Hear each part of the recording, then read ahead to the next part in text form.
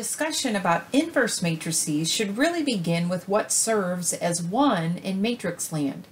In the set of matrices, what serves as 1 is a square matrix that has entries all equal to 0 except the diagonal that runs from upper left to lower right. That diagonal, called the main diagonal, contains only the number 1 all the way down the diagonal. And when you multiply by a matrix that's of this form, whether on the left or the right, it doesn't change any of the values in whatever matrix you multiply it by. Just like if you take 1 times 5, it's still equal to 5, or 7 times 1 is still equal to 7. Multiplying by a matrix in which all the entries are 0 except the main diagonal has values of 1 does not change the value of any matrix when you multiply by it. Thus, these types of matrices are called the identity matrix. And they're always square, or they can be any size, but they need to be square. So they could be 2 by 2, or 3 by 3, or 4 by 4, or 5 by 5, or 6 by 6, etc. I've shown an example here of a 2 by 2, a 3 by 3, and a 6 by 6. So as mentioned, when you multiply by the appropriate sized identity matrix, the matrix that you're multiplying has no values changed. You do have to make sure that you're multiplying by the appropriate size.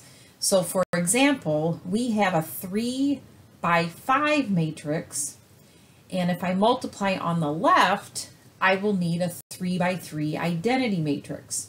So I'll multiply across the row vectors of the identity matrix and then down the column vectors of the second matrix. So notice when I do that, I will take 1 times 8 plus 0 times 0 plus 0 times 6.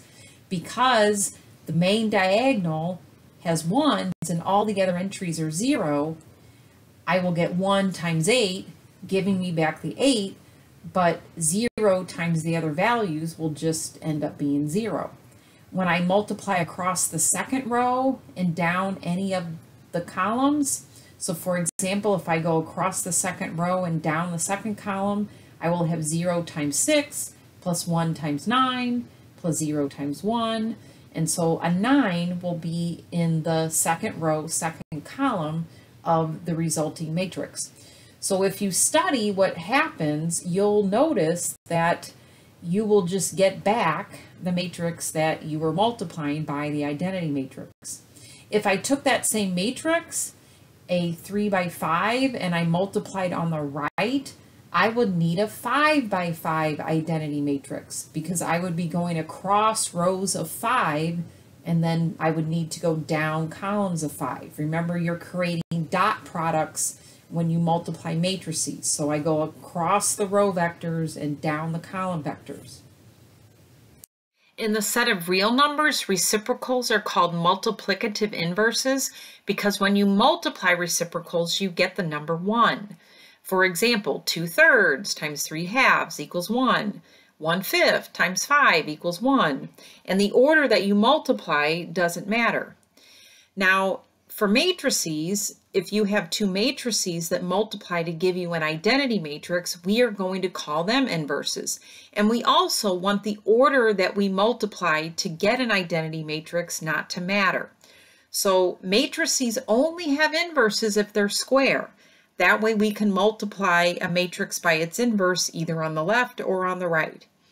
So here are two examples of inverse matrices. Notice if I dot product the first row with the first column of the second matrix, I will get 1 times 8 plus 0 times 3 minus 2 times 7/2, and that gives me 8 minus 7, and 8 minus 7 is 1. If I go across the first row and down the second column, making a dot product, I get 1 times 3 is 3, 0 times 1 is 0, negative 2 times 3/2 is negative 3, and 3 plus negative 3 is 0. If I go across the first row and down the third column, making a dot product, 1 times 1 is 1, 0 times 0 is 0, negative 2 times 1/2 is negative 1, 1 plus negative 1 is 0.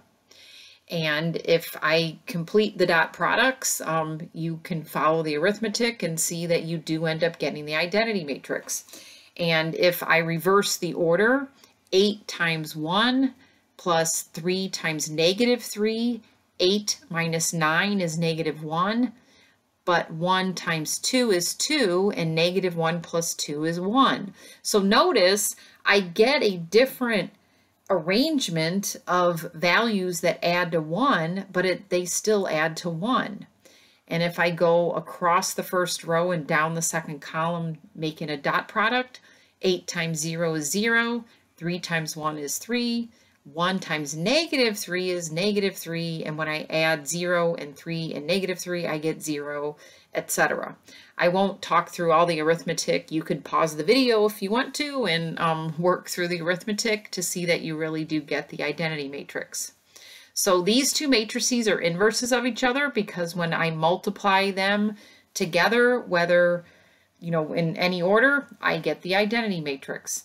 And they happen to be 3 by 3, giving me a 3 by 3 identity matrix. Again, matrices have inverses if they're square, but by the way, not all square matrices have inverses. And if a matrix does not have an inverse, it is called singular or not invertible. There are many applications of inverse matrices, and one is in solving equations.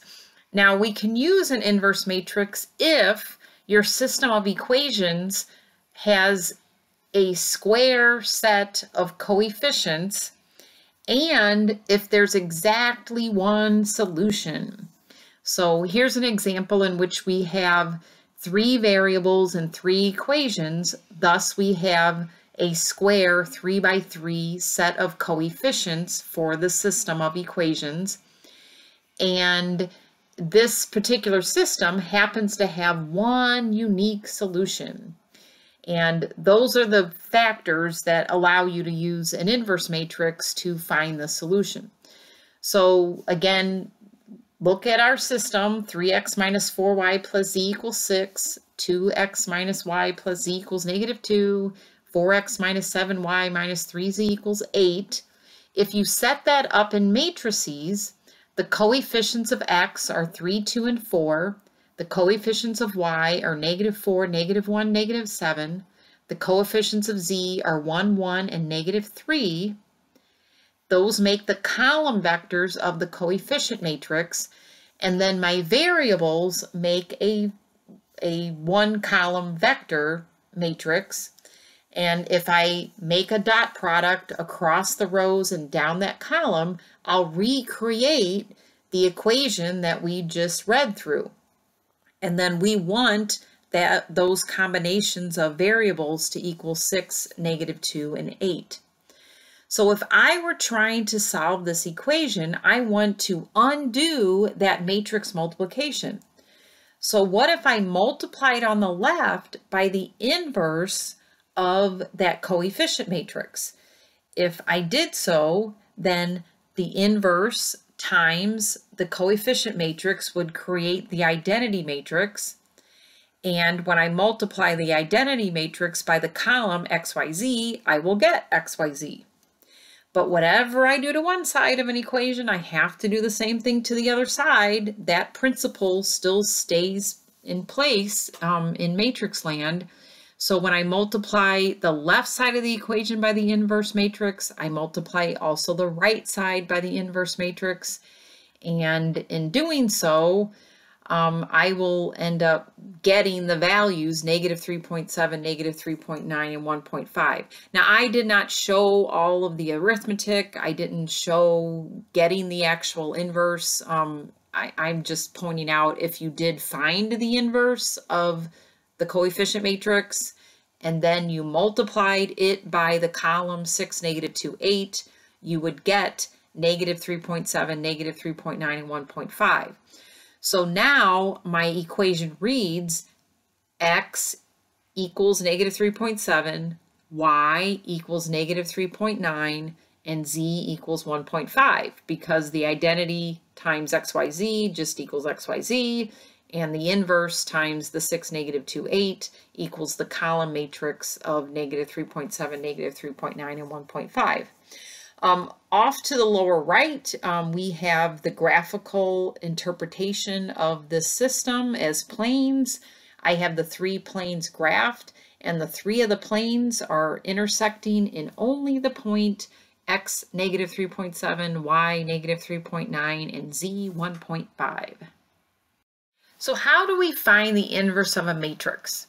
Well, in the long run, we're actually going to use programs like on our calculator or in Excel or in Desmos, but we do want to understand the background theory because we are linear algebra students and we're trying to understand linear algebra, not just have a program do it for us.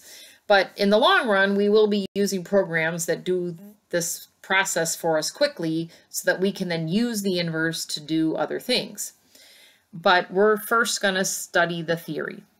So there are 3 rules called elementary row operations, and they're kind of like rules of a game, like chess. They're moves that you can make. One of the moves is that you can replace a row by the sum of that row and a multiple of another. You can also swap any 2 rows, and you can multiply any row by a non-zero constant. You don't want to multiply a row by 0 because all the values will become 0 and you'll lose all the information. But it's allowed for you to multiply a row by a non-zero constant. So to start this process, you build a matrix in which on one side you have the appropriate sized identity matrix, and then on the other side you have the matrix whose inverse you are trying to find.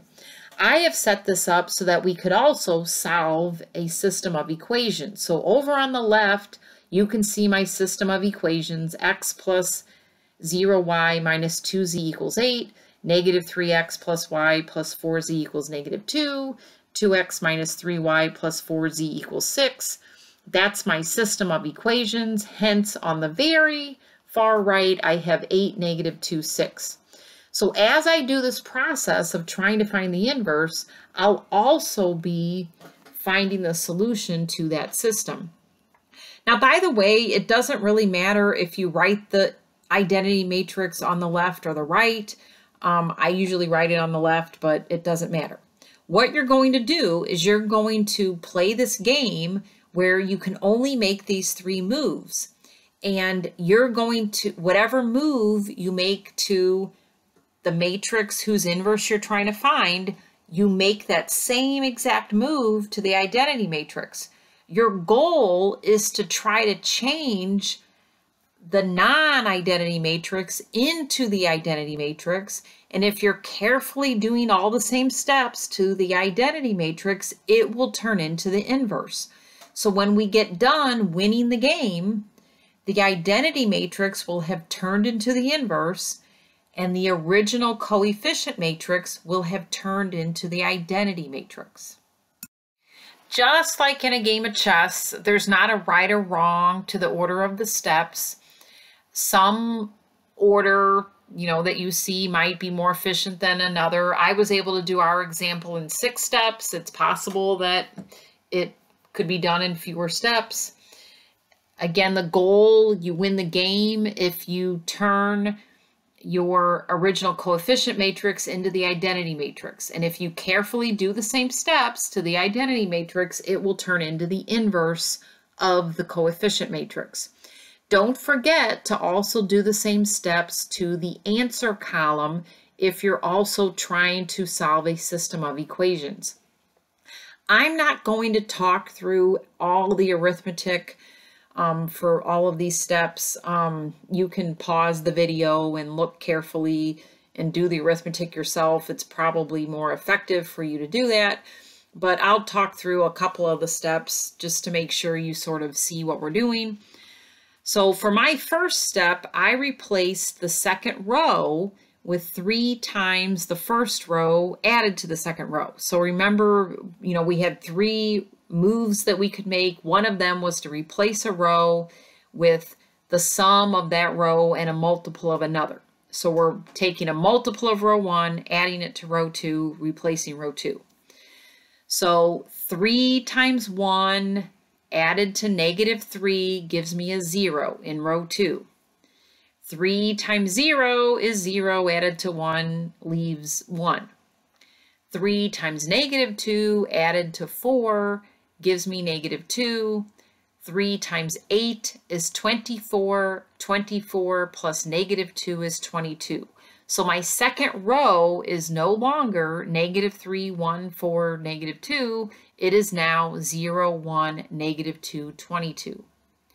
Then as my second step, I replaced row 3 by doing that same rule, but I took -2 times the first row, added it to the third row. And I'm looking back to the previous step. So the first row is now 1, 0, -2, 8. So -2 times 1 is -2.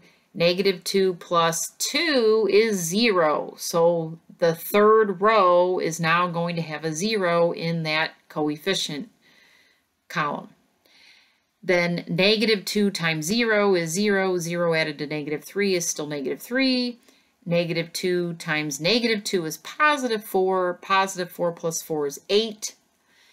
-2 times 8 is -16. -16 plus 6 is -10. So the row 3 is now 0, -3, 8, -10. Now, I should be carefully doing these same steps to the identity matrix. So let's go back to step 1, and I replaced row 2 with 3 times row 1 plus row 2.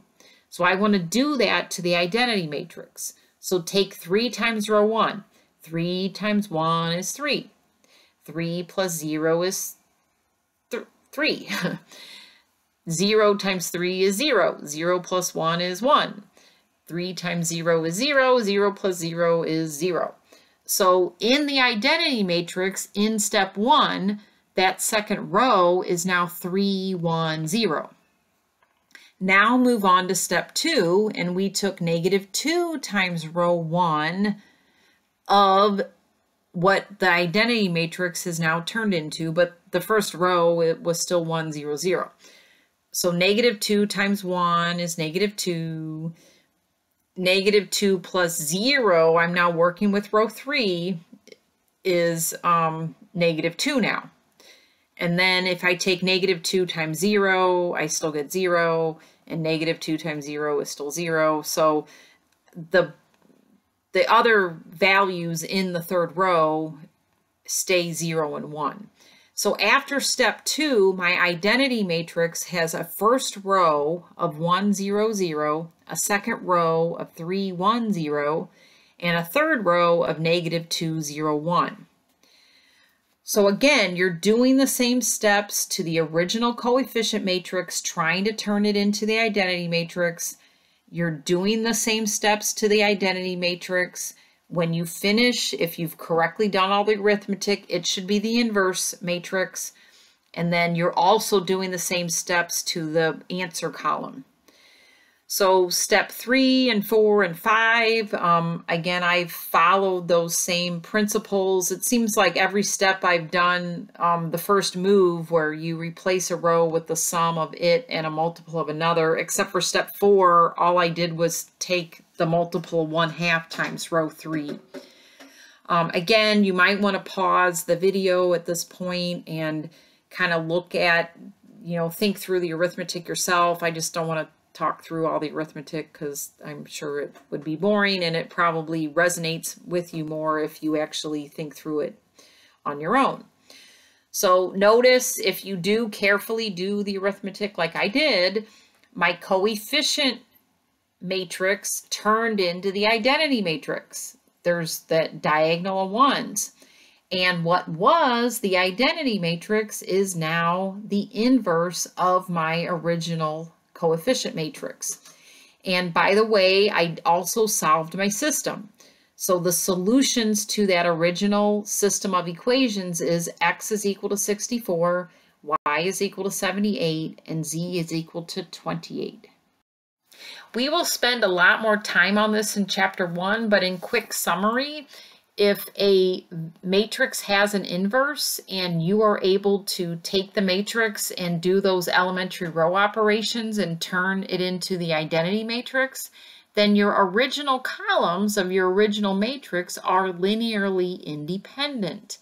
That means that none of the vectors is a linear combination of the others. A linear combination means the sum of scalar multiples. So I can't take two of the vectors and take scalar multiples and add and get a third. And that applies no matter how many vectors you have and what dimension they're in. I mean, we had an example in which our vectors were in the third dimension, but the idea applies whether you're in the fourth dimension or the second dimension or the fifth dimension. And geometrically, it means that your vectors span all of Rn. Again, our example, we were in R3. We were in 3 dimensions. So our 3 original coefficient vectors span all of R3. And you can see from this graph that the 3 vectors don't lie all in the same plane, that they point off in different directions in 3 dimensions. The last point that we want to make in this video is to define what an elementary row matrix is. An elementary row operation is 3 rules that you're able to follow. You can swap any 2 rows, you can multiply a row by a scalar multiple, you can replace a row with the sum of it and a scalar multiple of another row. If you have done one of those steps to an identity matrix, it is considered to be an elementary row matrix. So for example, when we started our past example, and at the very beginning, we did one step to the identity matrix, we created an elementary row matrix. So again, if you've done one of the 3 rules to an identity matrix, it's considered an elementary row matrix. If you go back and you trace through the steps that we did, and you just do them one at a time to the identity matrix, you will create a set of elementary row matrices. And if you multiply those together, you'll also create the identity matrix. But you multiply them kind of in reverse order. So notice on the far right is step 1. That was the very first matrix that got created from the identity matrix. And then the second matrix that's just to the left of it is if we did step 2 to the identity matrix and so forth. And then step 6, the very last step we did, it is the matrix that's off to the far left. So if you multiply those 6 matrices together, it's equivalent to doing the elementary row operation process, and you will create the inverse matrix that we created.